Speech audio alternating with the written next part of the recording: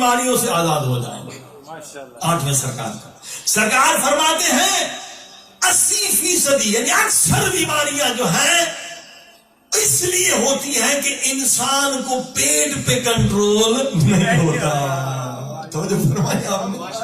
پرخوری زیادہ کھانا یہ جو ہے نا سبب ہے ساری بیماریوں کا. اگر پیٹ پہ کنٹرول کر لیا نہ کینسر ہوگا نہ شوگر ہوگی کچھ بھی نہیں. سروات پڑی محمد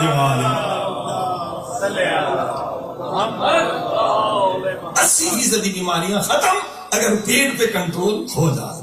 قبلہ نے بڑی عرفانی باتیں کی. عارف بھی کہتے کوئی عارف نہیں بن سکتا جب تک پیٹ پہ کنٹرول نہ کر لے. سروات پڑی محمد.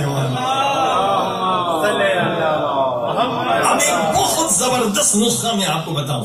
ڈاکٹروں سے جا کے پوچھ لیں.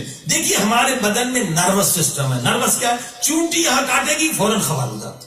اتنا زبردست نظام ہے. اگر یہ نہ ہو تو ہم اپنی حفاظت ہو رہے ہیں ہمارے پاؤں جل جائے پتہ ہی نہیں چلے گا. تھوڑی سی آگ لگے گی اٹھ جائیں گے. یہ نروس سسٹم ہے. نرو ہے پورے بدن میں. فوراً سارا نروس سسٹم بہترین ہے. 1 سیکنڈ میں آپ کو بتاتا ہے. لیکن اللہ پاک نے جان بوجھ کر جو پیٹ کا نروس سسٹم ہے وہ بڑا ہی کاہل بڑا ہی نکما بڑا ہی سلو خلق.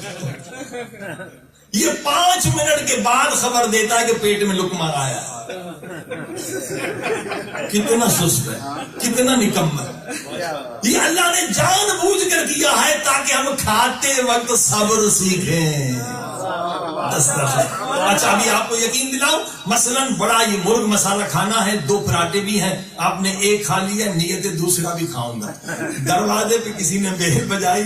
دروازے پر 5-10 منٹ بات ہوئی. اب آئے جی اتر گیا. جی نہیں اترا رپورٹ پہنچ گئی. وہ 5 منٹ کے بعد پہنچ گئے. سروات پڑی محمد. اللہ پاک نے جان بوجھ کر اسے سلو رکھا ہے نکمل رکھا ہے تاکہ دسترخوان پر 2 چیزیں ہیں. یا ہماری عقل بڑھتی ہے یا عقل کم ہوتی ہے.